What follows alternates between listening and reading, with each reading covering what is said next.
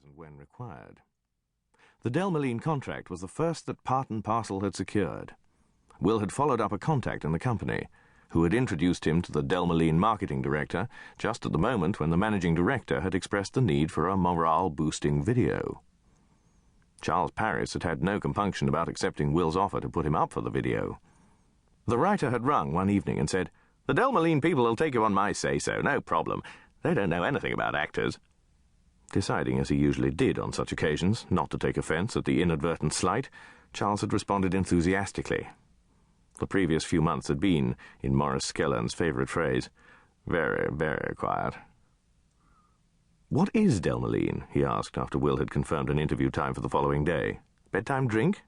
"Well, yes. Delmoleen Bedtime is the best known product in this country, but they manufacture a whole bundle of other stuff, all food products." "Oh, Will, what should I wear?" "For the interview?" "Right. In my experience of commercials and things, if you don't turn up in the right gear, you don't get the part."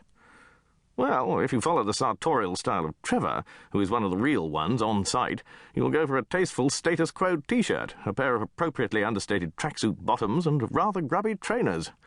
"It shall be done." "OK, Charles. See you tomorrow. Train to Bedford, change there onto the branch line to Stenley Curtain. Factory is just opposite the station. Go to main reception, ask for Ken Colborne's office." Will Parton's directions had been precise, and Charles found his way to the Delmoleen site without any hitches.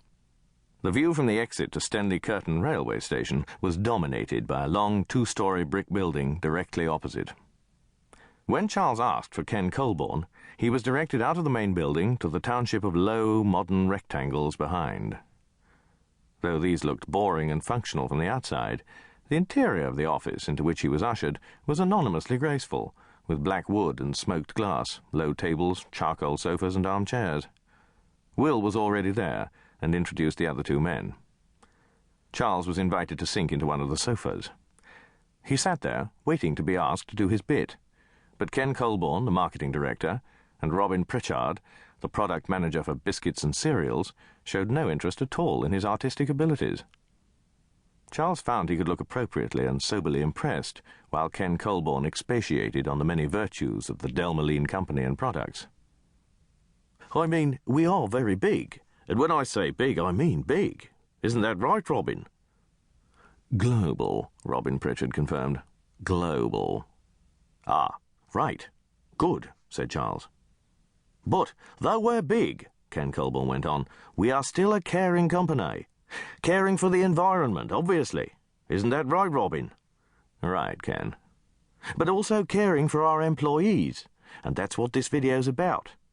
It's to show that everyone the company employs is part of the Delmoleen family, and that big doesn't automatically mean impersonal." The pause extended. Charles broke the silence with a, "Right." "This is something that's a big priority with BT." "Right," said Charles again, wondering mildly what British Telecom had to do with food products. "He's very much behind the whole concept." Clocking the fact that BT was a person, Charles threw in a "good" by the way of variety. "Isn't that right, Robin?" "Oh, certainly, Ken. The whole thing's really Brian's baby." So that sorted out the B of BT. Brian who? Clearly someone of considerable importance in the hierarchy. He wondered if the difference in the way the two men spoke of their superior was another reflection of the difference in their styles. BT had a dated and distanced feel to it, while the Brian implied not only a more informal approach, but also greater intimacy in the product manager's relationship. "And you've always been the midwife to Brian's babies, haven't you, Ken?" As Robin Pritchard said this, Charles was aware of an undercurrent in the younger man's voice. They were a contrasted pair. Ken Colborne, short and thick-set, grey-haired but with eyebrows and moustache still black. The suit was bluish with close white stripes. The tie, red, blue and white bands of different widths that didn't quite amount to anything regimental. Ken's voice had a Midland roughness. He gave the impression of a tough pragmatist who had worked up the hard way. Not a man with a great sense of humour. Certainly not a man to cross. The product manager for biscuits and cereals was at least 20 years younger, and had more obvious educational gloss. University certainly, possibly business school as well. The brown suit on his long frame was more fashionably floppy than Ken Colborne.